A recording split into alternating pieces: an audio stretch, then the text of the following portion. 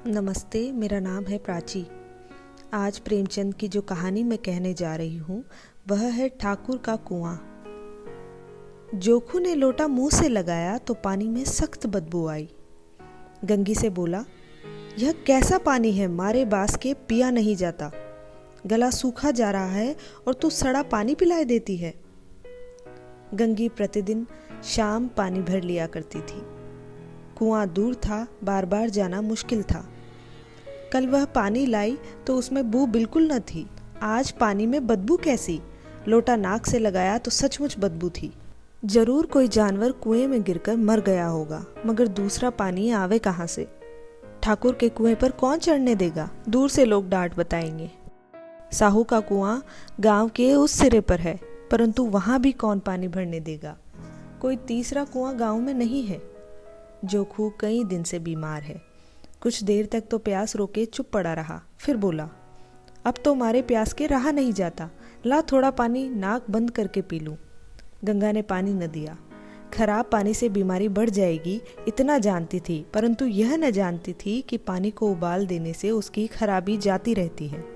बोली, यह पानी कैसे पियोगे? न जाने कौन जानवर मरा है। कुएं से मैं दूसरा पानी लाए देती हूँ। जोखू ने आश्चर्य से उसकी ओर देखा। पानी कहाँ से लाएगी? ठाकुर और साहू के 2 कुएं तो है, क्या एक लोटा पानी भरने न देंगे? हाथ पांव तुड़वा आएगी और कुछ न होगा। बैठ चुपके से, ब्रह्म देवता आशीर्वाद देंगे। ठाकुर लाठी मारेंगे, साहू जी 1 के 5 लेंगे। गरीबों का दर्द कौन समझता है? हम तो मर भी जाते हैं तो कोई द्वार पर झांकने नहीं आता। कंधा देना तो बड़ी बात है, ऐसे लोग कुएं से पानी भरने देंगे? इन शब्दों में कड़वा सत्य था। गंगी क्या जवाब देती, किंतु उसने वह बदबूदार पानी पीने को न दिया।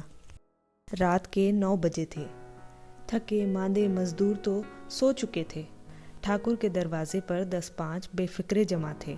मैदानी बहादुरी का तो अब न जमाना रहा है न मौका। कानूनी बहादुरी की बातें हो रही थी। कितनी होशियारी से ठाकुर ने थानेदार को एक खास मुकदमे में रिश्वत दी और साफ निकल गए। कितनी अक्लमंदी से एक मार्के के मुकदमे की नकल ले आए। नाजिर और मोहतमिम सभी कहते थे नकल नहीं मिल सकती। कोई 50 मांगता, कोई 100। यहाँ बेपैसे कौड़ी नकल उड़ा दी। काम करने ढंग चाहिए। इसी समय गंगी कुएं से पानी लेने पहुंची। कुप्पी की धुंधली रोशनी कुएं पर आ रही थी। गंगी जगत की आड़ में बैठी मौके का इंतजार करने लगी। इस कुएं का पानी सारा गांव पीता है, किसी के लिए रोका नहीं। सिर्फ ये बदनसीब ही नहीं भर सकते। गंगी का विद्रोही दिल रिवाजी पाबंदियों और मजबूरियों पर चोटें करने लगा। हम क्यों नीच हैं और ये लोग क्यों ऊंच हैं? इसलिए कि ये लोग गले में तागा डाल लेते हैं। यहाँ तो जितने हैं एक से एक छठे हैं। चोरी ये करें, जाल फरेब ये करें, झूठे मुकदमे ये करें। अभी इस ठाकुर ने तो उस दिन बेचारे गडेरिए की भेड़ चुरा ली थी और बाद में मारकर खा गया। इन्हीं पंडित के घर में तो 12 मास जुआ होता है। यही साहू जी तो घी में तेल मिलाकर बेचते हैं। काम करा लेते हैं, मजूरी देते नानी मरती है। किस किस बात में हमसे ऊंचे हैं? हम गली गली चिल्लाते नहीं कि हम ऊंचे हैं, हम ऊंचे हैं। कभी गांव में आ जाती हूँ तो रसभरी आंखों से देखने लगते हैं, जैसे सबकी छाती पर सांप लौटने लगता है। परंतु घमंड यह कि हम ऊंचे हैं। कुएं पर किसी के आने की आहट हुई। गंगी की छाती धक धक करने लगी।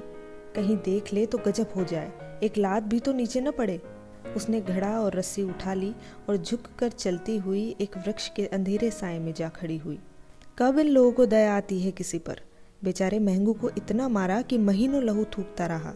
इसीलिए तो कि उसने बेगार न दी थी। इस पर ये लोग ऊंचे बनते हैं। कुएं पर स्त्रियां पानी भरने आई थी। इनमें बात हो रही थी।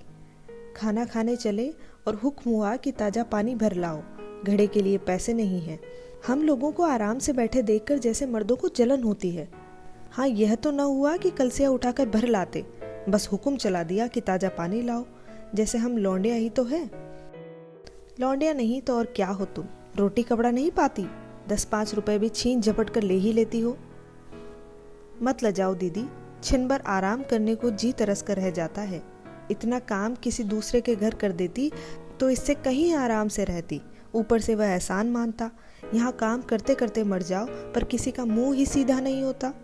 दोनों पानी भरकर चली गई तो गंगी वृक्ष की छाया से निकली और कुएं की जगत के पास आई। बेफिक्रे चले गए थे। ठाकुर भी दरवाज़ा बंद कर अंदर आंगन में सोने जा रहे थे। गंगी ने क्षणिक सुख की सांस ली। किसी तरह मैदान तो साफ हुआ। अमृत चुरा लाने के लिए जो राजकुमार किसी जमाने में गया था, वह भी शायद इतनी सावधानी के साथ और समझ बूझकर न गया होगा। गंगी दबे पांव कुएं की जगत पर चढ़ी। विजय का ऐसा अनुभव उसे पहले कभी न हुआ था। उसने रस्सी का फंदा घड़े में डाला, दाएं बाएं चौकन्नी दृष्टि से देखा, जैसे कोई सिपाही रात को शत्रु के किले में सुराख कर रहा हो। अगर इस समय वह पकड़ ली गई तो फिर उसके लिए माफ़ी या रियायत की रत्ती भर उम्मीद नहीं। अंत में देवताओं को याद करके उसने कलेजा मजबूत किया और घड़ा कुएं में डाल दिया। घड़े ने पानी में गोता लगाया, बहुत ही आहिस्ता, जरा भी आवाज़ न हुई। गंगी ने 2-4 हाथ जल्दी जल्दी मारे। घड़ा कुएं के मुंह तक आ पहुंचा। कोई बड़ा शहजोर पहलवान भी इतनी तेजी से न खींच सकता था।